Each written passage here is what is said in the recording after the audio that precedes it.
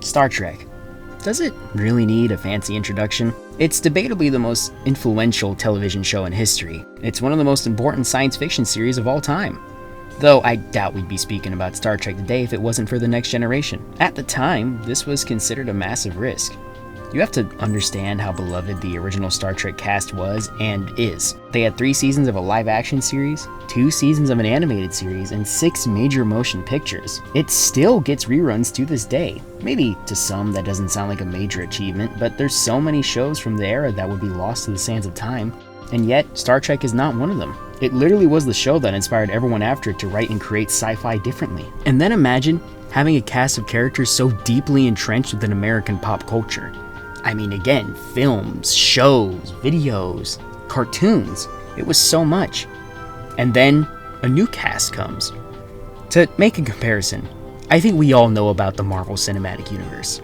And for years, Iron Man was one of their top characters, as well as Captain America and Thor, obviously. And now imagine the MCU comes out of nowhere and goes, "We know you love these guys, but we've decided to make an entirely new Avengers cast with all new characters." Some would be excited by that prospect, but that's definitely not how a lot of Trekkies responded. It also didn't help that the show itself was going through developmental hell, but in the spirit of Star Trek, the show pulled through, and eventually made countless episodes that were considered perfect, if not classic science fiction. Without it, I doubt we'd have the major sci-fi TV boom in the 90s and 2000s. I doubt networks would be willing to create shows like Firefly, X-Files, Farscape, Battlestar Galactica, Babylon 5, and so many others without the incredible Star Trek The Next Generation. Real quick, I want to talk about my personal history with Star Trek, mainly because I think it's important in a review to elaborate where I'm coming from. While I'm at it, let me know your experiences with Star Trek. I do try to read every comment I get, and I appreciate it when you do leave comments. Seriously, I actually do try to read them. Anyways, I was obviously not born during the peak era of Star Trek. Technically speaking, my first exposure to Star Trek is the 2009 film by J.J. Abrams, which is a fine film. It's pretty, somewhat charming. I wouldn't really call it anything special though. Also, I have many issues with J.J. Abrams as a writer, which is why I'm not going to go into detail about his movies here, because that could be a whole video all on its own. I'd say my true exposure to Star Trek is thanks to public television. See, growing up, I didn't have cable like a lot of other kids my age. I was, well, poor. As I've said in my old video, I miss Saturday morning cartoons. I would spend my Saturday mornings watching the few Saturday morning cartoon blocks that were remaining, but my Saturday nights were filled with classic shows due to MeTV, which is a public television station where I'm from. I don't exactly remember what they called this particular program block, but it was superhero, sci-fi, and horror themed. It was generally structured like this. You'd get the Adam West Batman series, R.I.P. to one of the best Batman by the way, the Linda Carter Wonder Woman series, and the Lou Ferrigno Incredible Hulk series, which replaced the 1952 Adventures of Superman. I loved all these shows, but the one I was most looking forward to every single Saturday was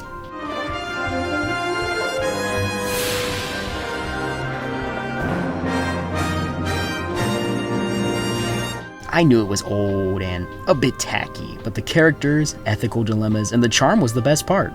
Of course, this block would also play the 1978 Battlestar Galactica, and a great television block with the host Svengoolie, who would air classic horror and sci-fi films. I could talk about this entire block at a different date, but let's keep it to Star Trek for now for the sake of the video's length, huh? I looked forward to the series every Saturday night. I honestly think that this series, as well as Star Wars and classic Marvel comics, are a major reason for my ever-living love of sci-fi. Of course, watching Star Trek TOS, I would eventually learn of its many films and spin-offs, one of which being The Next Generation. I didn't know much about it, except for that some reason Professor X was able to walk in the show. I'm joking, by the way. I knew Patrick Stewart wasn't disabled as a kid, but eventually, I found my uncle watching some episodes on DVD one day and I got hooked.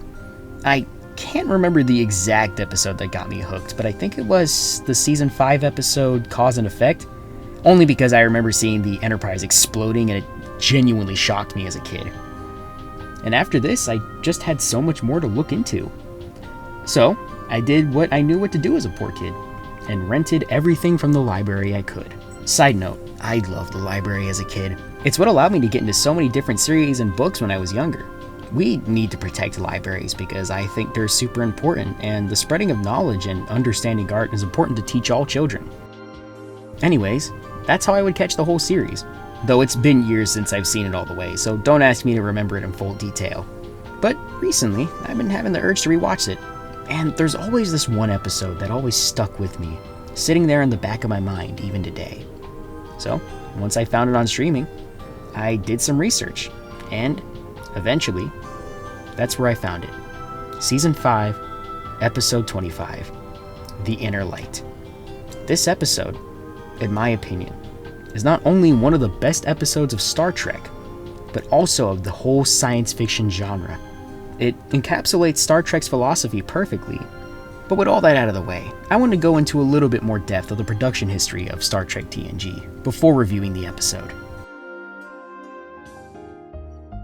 In researching the production history of Star Trek The Next Generation, I've learned one key piece of info. The first few years of production was hellish. Problems left, right, and center. I mean, for one, Gene Roddenberry was known for being very stubborn with his specific ideas on Star Trek, mainly sticking to the idea that humans during the era of TNG would have evolved past the point of having any conflict with each other, which, on paper, is a very admirable thing for a show to build itself towards.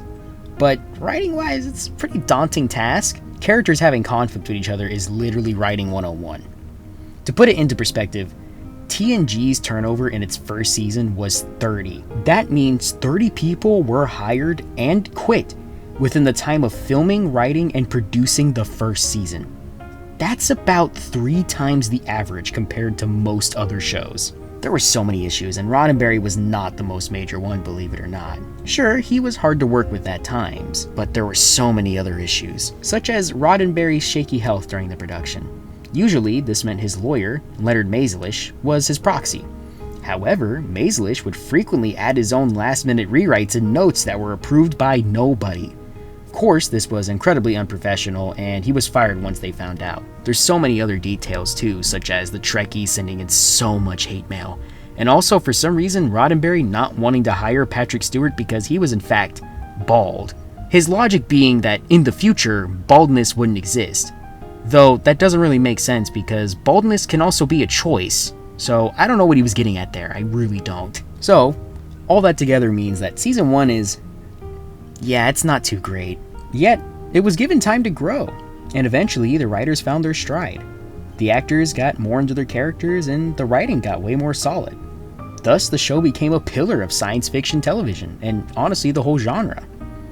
Thus, after 4 seasons and 24 episodes, we get to the episode in question.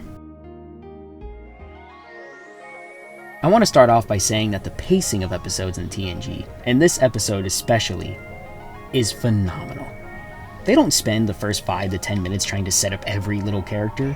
No, they introduce you to everything you need to understand the Enterprise, Picard, and a strange floaty satellite in space. This allows the writer to use the premise of the episode to communicate to the audience the ideas of the characters and the themes.